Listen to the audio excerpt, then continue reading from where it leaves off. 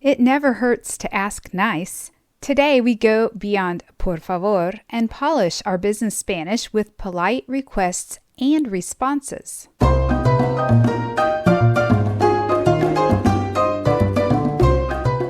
Bienvenidos. Welcome to Business Spanish.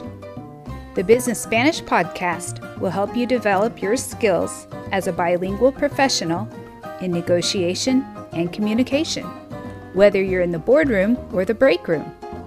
I'm your host, Michelle, and I invite you to join us in each episode as we explore the Spanish of different industries, business disciplines, and cultures. ¿Listos? Manos a la obra.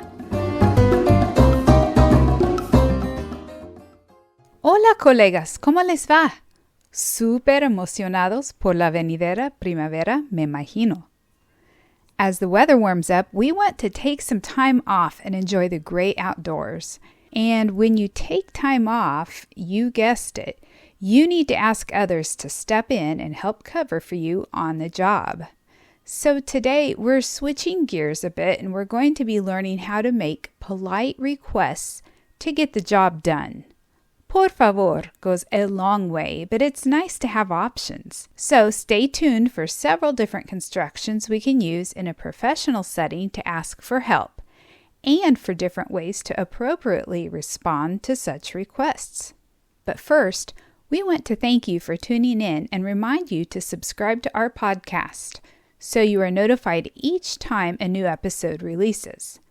Also, please help us by leaving us a good review and sharing this podcast with your network. And remember, you can now download all the notes from each episode of Business Spanish on our website. Simply visit www.culturaconnections.com/podcast to sign up and have the show notes delivered directly to your inbox. Now, today we'll start with a list of common Spanish verbs that are helpful in making business requests. Next, we'll take a look at several different constructions to make polite requests and practice those with some translation exercises. Finally, we'll analyze different ways to respond to these requests in a business setting. ¿Están listos? Empecemos. Okay, first things first. We're going to learn some verbs. Many of them you probably already know, but they're commonly used in requests, especially in a business setting. So we're going to learn these verbs that you may see in our translation exercises later in this episode. Enviar or mandar means to send. And some of these verbs, such as mandar, may have another meaning, but we're going to look at these two verbs in the context of to send or to dispatch. Enviar, mandar. Proporcionar is to provide. Proporcionar. Recopilar means to collect, to gather, or compile. Recopilar. Ayudar, of course you know, means to help. Ayudar. Reservar is to reserve. Reservar. Programar, to schedule. Programar. Revisar, to review. Revisar. Llenar, or in some cases, rellenar, is to fill out, as in to fill out a form or application. Llenar, or in some places, rellenar. Firmar, to sign. Firmar. Analizar, to analyze. Analizar. Discutir is to discuss, and it can also sometimes mean to argue, depending on context. Discutir. Preparar, to prepare. Preparar. Organizar, to organize. Organizar. Solicitar means to request or to ask something of someone. Solicitar. Configurar, to configure or to set up. Configurar. Entregar, to deliver. Entregar. Confirmar, to confirm. Confirmar. Atender is to attend to or take care of. It does not mean to attend an event. We would use asistir to attend an event or to attend school. Atender is to attend to such a client or a customer, or in the medical sense, a doctor would atender a los pacientes. Coordinar is to coordinate. Coordinar. Traducir, to translate. Traducir. Contactar, to contact. Contactar. Encargarse de is to handle or to take care of. So it's a reflexive verb. Encargarse, and then we use the preposition de. Informar, to inform. Informar. Presentar, to present. Presentar. Resolver is to resolve or to solve. Resolver. Evaluar, to evaluate. Evaluar. Investigar, to research or to investigate. Investigar. Comparar, to compare. Comparar. Interpretar, to interpret. Interpretar. Elaborar is to develop, to elaborate, or sometimes to draft. Elaborar. Generar, to generate or to make up. Generar. Identificar, to identify. Identificar. Sugerir, to suggest. Sugerir.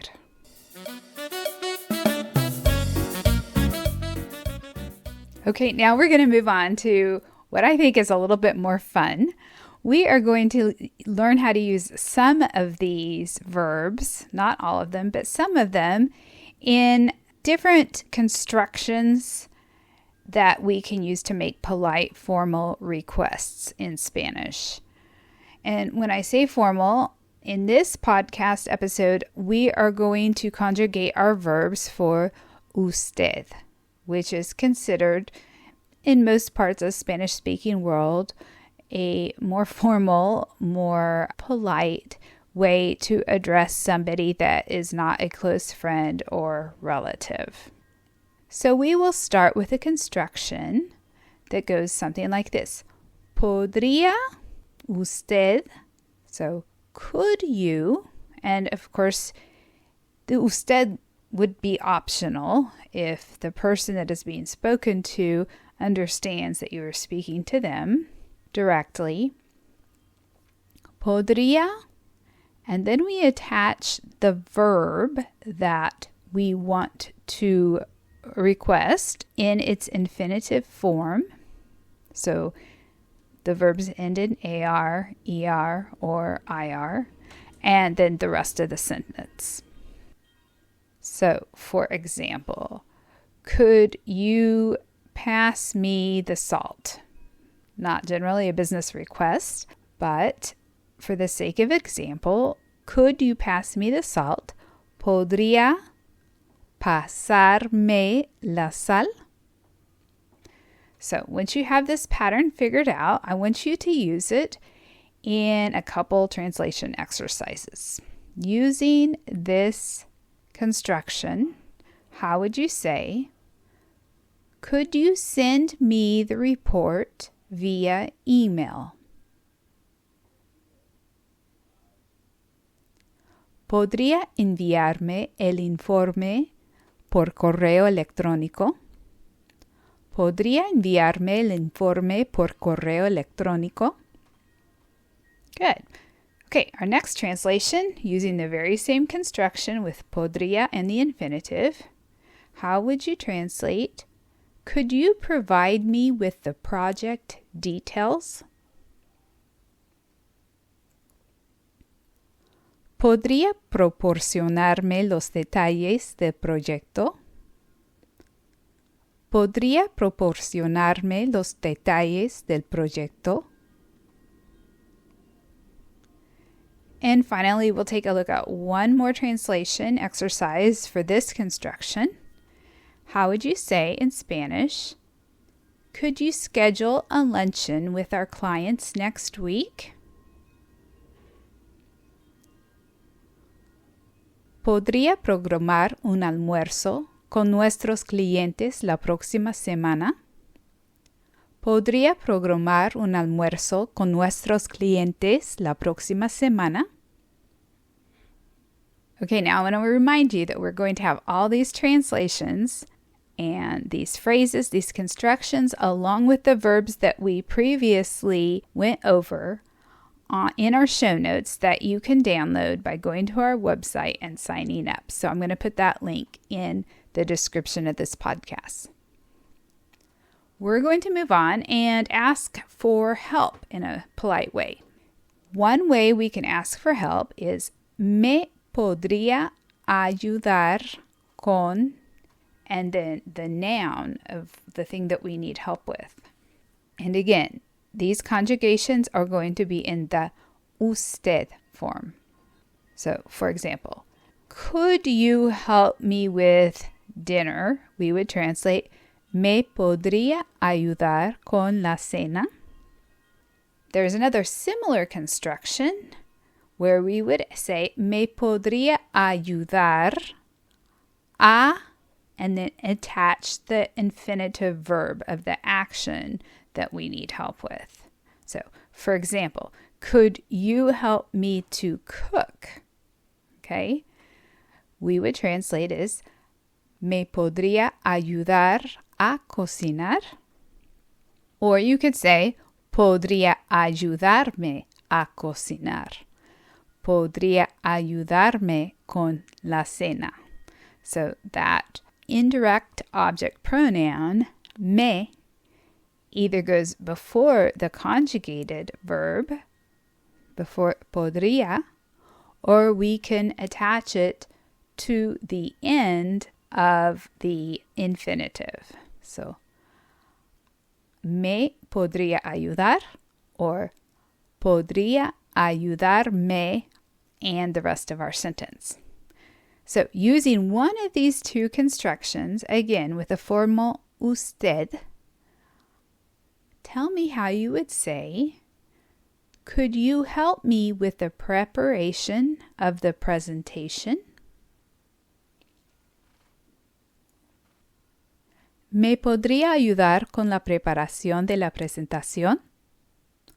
Or, ¿podría ayudarme con la preparación de la presentación? Muy bien.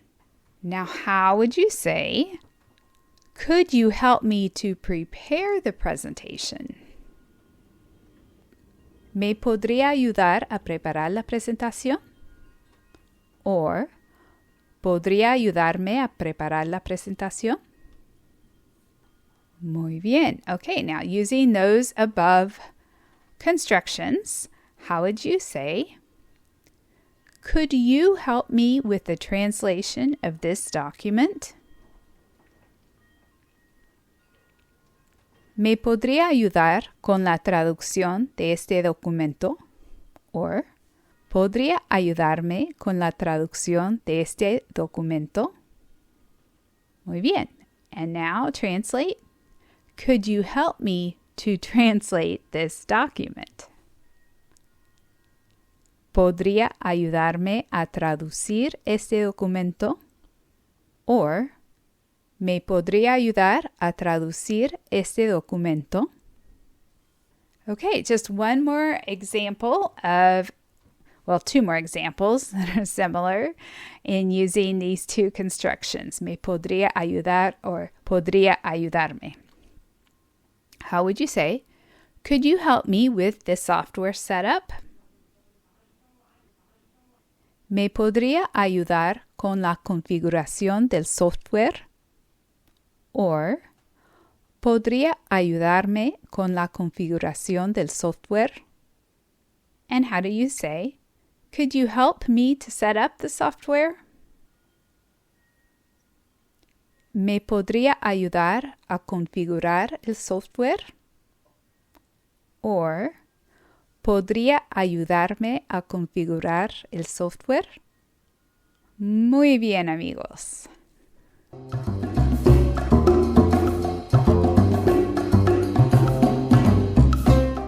Hola, amigos.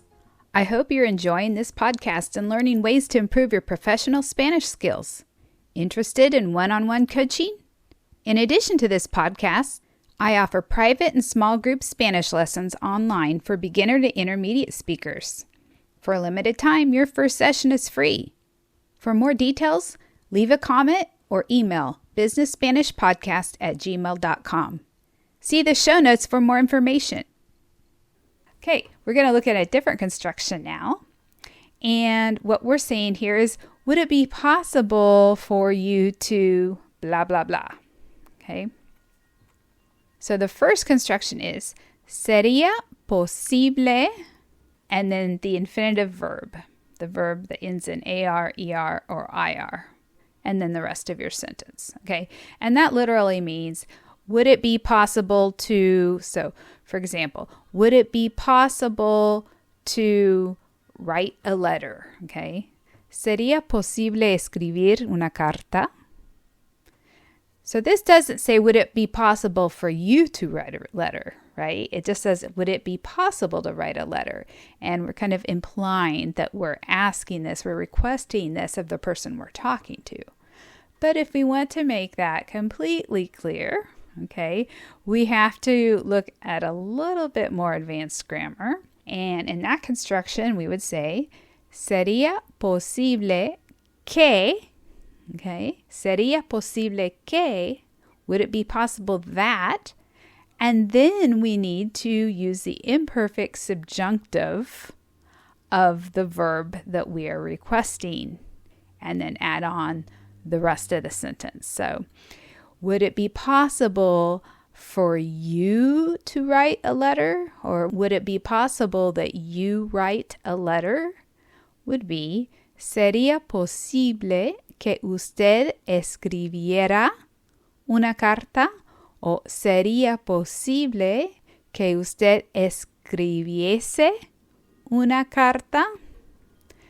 So in this case, if you're still a little rusty on the imperfect subjunctive, I encourage you to go back in your grammar books and review that. But these are the constructions that we can use.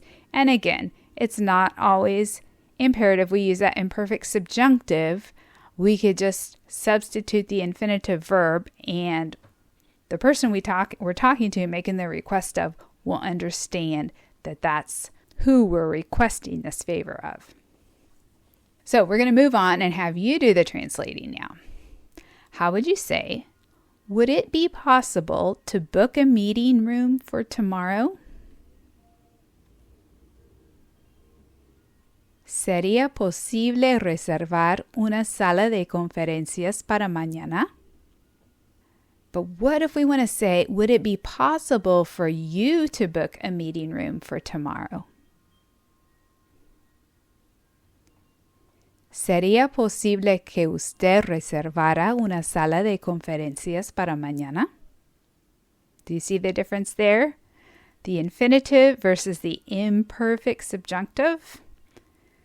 Let's take a look at a couple more examples. Would it be possible to schedule a meeting to discuss the advertising campaign? ¿Sería posible programar una reunión para discutir la campaña publicitaria? Okay, now how would you translate? Would it be possible for you to schedule a meeting to discuss the advertising campaign? ¿Sería posible que usted programara una reunión para discutir la campaña publicitaria? And here's one more example. Would it be possible to get the proposal by the end of the day? Or would it be possible to receive the proposal by the end of the day? ¿Sería posible recibir la propuesta antes del final del día? Muy bien, excelente. I know we're thinking a little bit in more grammatical terms in this episode than we're used to, but grammar, as I tell my students, is the building blocks of everything we do in a foreign language, so I like to bring it in from time to time. In this next construction, it's a little simpler. We're just going to say, please do this. And the way we form that construction is, of course, por favor, por favor. And then we use the imperative or the command form of the verb that we are requesting, and then the rest of the sentence. So, in order to do this, I wanted to take just a couple moments to go back and review how we form that command form or imperative. And in this case, we're just going to review the command forms of usted. Okay? So, first of all, let's discuss those regular verbs. For the imperative form of usted, the way that we conjugate those verbs is we take the yo form in the present indicative, so just our basic yo leo, yo hago, right? We drop that o and we have what's left as that stem in the yo form, okay? So in the case of leer, yo leo, and then we drop that o and we have just the L-E. Or in the case of hacer, it's yo hago, and we drop that o and we have the H-A-G, ag. And then to that stem of the yo form, to get the imperative of usted, we're going to add to that stem the opposite vowel. So if it's an er verb, we're going to add an e, okay? If it is an er or ir verb, we're going to add an a, okay? So here's an example. For hacer, we take yo hago. We already said we dropped the o, so it's H-A-G, ag. And then because hacer is an er verb, we're going to add to that an a at the end, okay? So to say you do or you make as a command in usted, it's haga. So this works with most verbs, most regular verbs. However, there are just a few irregular verbs in which you have to memorize that imperative form. So I'm going to go over those very quickly. And again, these are imperatives in the usted conjugation. For ser, it's sea. Estar, esté, with E-S-T-E, and that final E has an accent mark over it. Ir is vaya, so go to the store, vaya a la tienda. Saber is sepa. Dar is de, so D-E with an accent mark over it. So going back to this construction, please do something. How would we say, please clean your room? Por favor, limpie su cuarto. And again, that's with usted. Okay, we're going to let you put your translation skills to work. In Spanish, using the usted conjugation of the imperative, how would we say, please review these documents before the meeting? Por favor, revise estos documentos antes de la reunión. Please send the signed contract via email.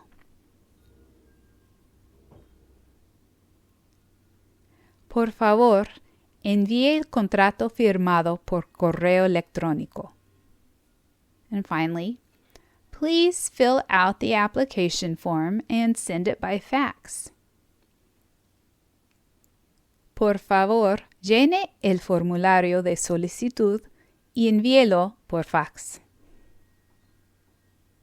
So in that example, we saw that imperative form, envíe, attached to the direct object pronoun, lo, envíelo, which refers to the formulario de solicitud. Muy bien. Now, in the final part of our episode today, if we're going to make polite requests, we need to know how to politely respond to requests as well. So, some ways you could do this. You could use claro, con mucho gusto, which means sure, of course, I'd be happy to, or of course, it would be a pleasure. So using claro, con mucho gusto, how would you translate sure, I'll be happy to get you the results as soon as possible? Claro, con mucho gusto, le entregaré los resultados lo antes posible. Another way to respond is estoy a su disposición. So I'm at your disposal, or I am willing. And you could add to that phrase, estoy a su disposición para, and then whatever you were asked to do, the verb in the infinitive. So with that construction, I want you to translate, I'm at your disposal to review the budget. Estoy a su disposición para revisar el presupuesto. Another way to respond is simply entendido. Entendido. It means understood. So using that, how would you translate understood? I'll send you the requested information shortly. Entendido. Le mandaré la información solicitada a la brevedad. Next, translate. Understood. I can take care of coordinating the logistics for the event. Entendido. Puedo encargarme de coordinar la logística del evento. Another way you could reply is, por supuesto, haré lo necesario para, plus the verb, and the rest of the sentence. This means, of course, I'll do what's necessary to or in order to, and then you add the rest of the sentence. So translate this. Of course, I'll do what's necessary to complete the analysis on time. Por supuesto, haré lo necesario para completar el análisis a tiempo. Another response would be, sí, puedo ayudarle con, and what you're going to help with. So translate the following. Yes, I can help you with the market research. Sí, puedo ayudarle con la investigación de mercado. Another possible response would be afirmativo. Tomaré las medidas necesarias para, and then what you are agreeing to do, which means affirmative or yes, okay. I will take the necessary measures or the necessary steps in order to blah, blah, blah. So translate affirmative. I'll take the necessary steps to solve the problem. Afirmativo. Tomaré las medidas necesarias para resolver el problema. You could also use de acuerdo. Me ocuparé de, and whatever it is you're going to help with. So how would you translate? Agreed. I'll take care of it as soon as possible, and we'll send you an update. De acuerdo. Me ocuparé de ello lo antes posible y le enviaré una actualización. So, what's this word that was stuck in there? Me ocuparé de ello. Ello. Have you heard that before? Well, as a little side note, ello is just kind of a neuter way to say it. When it's a concept, something ambiguous, that it's not feminine or masculine, we call that ello to mean it. Another simple way to respond to requests is just saying perfecto, perfecto. Okay, so how would you translate? Perfect, I can collect and analyze the required data. Perfecto, puedo recopilar y analizar los datos requeridos. And finally, if we want to say, yes, I'm aware, or I'm in the know, okay, we would say, sí, estoy al tanto. Sí, estoy al tanto. So using this response, translate, yes, I'm aware of the request and will address it immediately. Sí, estoy al tanto de la solicitud y la atenderé de inmediato. Pues muy bien, amigos. I hope this episode has been helpful to you. You probably had a little bit more of a review of grammar than you were expecting, but hopefully you also learned some different interesting ways to make requests and also to respond to them in a business setting. So I hope that you can use these when you're getting ready to go out and enjoy the warmer weather this spring, and you're going to leave some of your work in other people's hands. Don't be afraid to go a little bit beyond por favor and employ some of these polite business requests. Until next time, nos vemos. Adios.